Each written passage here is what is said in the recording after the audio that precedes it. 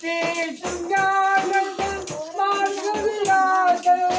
பேசும் ஞானங்கள் மார்கழியாக ஊதுரையிலே நரனாக தேவபலனாக